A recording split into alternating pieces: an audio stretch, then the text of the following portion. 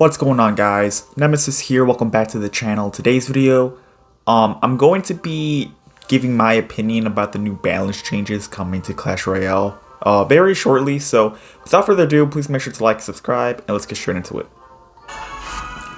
Okay, so before I even start this, I want to say that I'm going to be live streaming on Twitch next season, when the new season drops. And it's going to be pretty fun, so I'm just going to link my Twitch channel in the description if you guys want to check it out. I'm just going to be pushing a lot of ladder with P.E.K.K.A. Burst spam and stuff like that, so yeah. But onto the topic right here about the balance changes for the February season of 44. I'm not going to list all of them because there's a decent amount, but I want to list like the critical ones. So I guess we could just kick it off with the Queen. The Queen is getting a first hit time speed from 0.1 to 0.3 seconds, which is actually a pretty big nerf, to be quite honest with you. I think it will still see some play, but it's definitely going to be a lot more balanced because a first time hit speed is actually pretty big when it comes to any card. It does matter a lot for sure, and like I said, I think that'll be definitely pretty big. But it can still see some play in my personal opinion. So I agree with that Queen nerf for sure. It's a very strong card, and it obviously needed one. So honestly, all champions need a nerf, to be fair. But at the end of the day, they are a champion, so they should be kind of strong, but obviously not like game breaking. So this next change is actually, this wasn't on the original list that was like posted a few days ago or something, but now they added the log in a nerf, and instead of tornado, because they took the tornado off of the list, they have the log now, and the log is getting a pushback reduction from 1 to 0.7, which is actually a pretty solid nerf. Log is seeing so much play. It's been like the best spell forever, honestly. It's just so versatile, and I'm pretty glad it's getting a nerf, which is pretty nice. So I'll definitely take a log nerf for sure. And obviously, like I said, how they took the tornado off the list. So yeah, no tornado anymore. It's back to, it's gonna still be how it normally is, which is totally fine. Obviously, I don't really like playing against tornado because I use P.E.K.K.A. But putting my bias aside and stuff like that, I don't really care if it gets a nerf or not. So yeah, let's see here. Oh, this is a big one, man. This is a big one. The Rocket. Oh my gosh. It's getting a massive Crown Tower damage nerf, which, thank goodness, because it needed one for the longest time. I totally agree with this Rocket nerf. Like, bro, come on now. You shouldn't be able to just spell cycle your opponents, which is rockets. That's like, I feel like that's just not how the game was meant to be played, which is to sit back and just rocket cycle your opponent. Like, that's just so annoying. It's just ridiculous. So I'm so glad that they are nerfing the Crown Tower damage on it for sure. So yeah, definitely a good choice right there.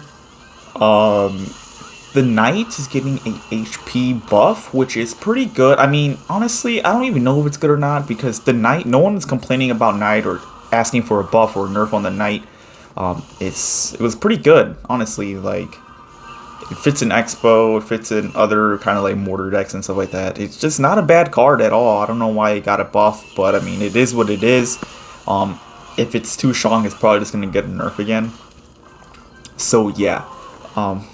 Okay, this is a crazy one, and I honestly do not know why they did this. An Archer hit speed buff from 1.1 seconds to 0.9 seconds. That's actually so ridiculous. I do not know why it got that big of a buff. It's gonna literally be like shredding through everything now because of how fast they shoot.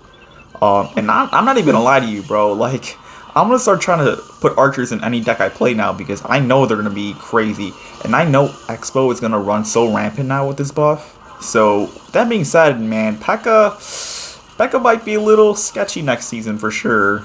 Yeah, definitely might be a little sketchy. So I might have to obviously play a different deck or something. I'll probably still obviously use P.E.K.K.A. as my main deck, but I'm definitely open for other decks, Let's see here. Phoenix is getting a nerf. It's getting its like reborn Phoenix nerf. So like when it pops out of its shell, it's getting a an HP nerf of 20% and a damage reduction of 20%. It's actually really good. I actually agree with that. Hold on, let me go ahead and jump to the next game.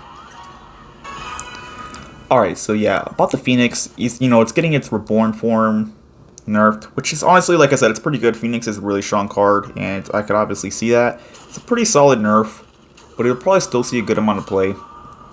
And this is basically like the last card I'm going to talk about because it's a pretty big one. It's the Monk. It's getting a quicker hit time. And I don't know if you guys noticed, but Monk has been seeing quite a bit more play at the end of the season. So with this buff, I feel like it's definitely going to make a big return, even if it's 5 Elixir, because of the hit time. So it's going to be hitting a lot quicker and stuff like that. And with that being said, since it's going to be hitting quicker, it's going to get its combo attack off a lot more. So it's going to be doing its knockback a lot more, which is really nice. And like I said, it's definitely going to see a lot of play. Monk is a really solid card for sure. That's basically really it for like the balance changes. There's a couple more, like the Goblin Giant and the Firecracker. Honestly, please, I really hope Firecracker isn't meta because I hate playing against that card.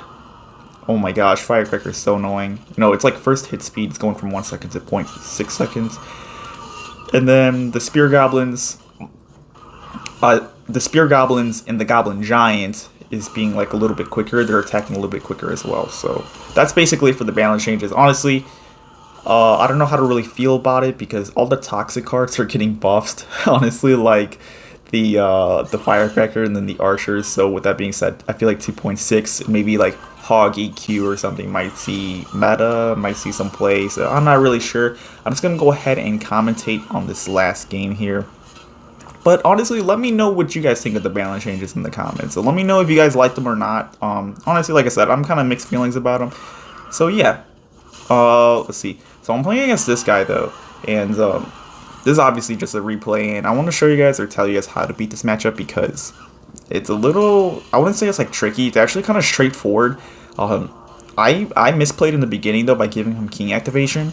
So it definitely makes the matchup a lot more tricky, but literally all you gotta do in this matchup is you just got to bait out the Executioner, and when he uses the Executioner, you just spam opposite lane. That's literally all you do. It's just spam opposite lane as soon as he uses an Executioner in the other lane, and just literally rinse and repeat, because it's gonna force him to try to play Goblins and a Valkyrie in the other lane, and if he plays Goblins in the other lane of the Executioner, now you know his Executioner is very exposed to the P.E.K.K.A, so that's basically it. Like, I'm gonna rinse and repeat the strategy again, like right here. Yeah, he's gonna go for Executioner in the back. So with that being said, I'm just gonna spam opposite lane, and now he doesn't have Goblins for my P.E.K.K.A again, so my P.E.K.K.A is basically gonna guaranteed get some good value here.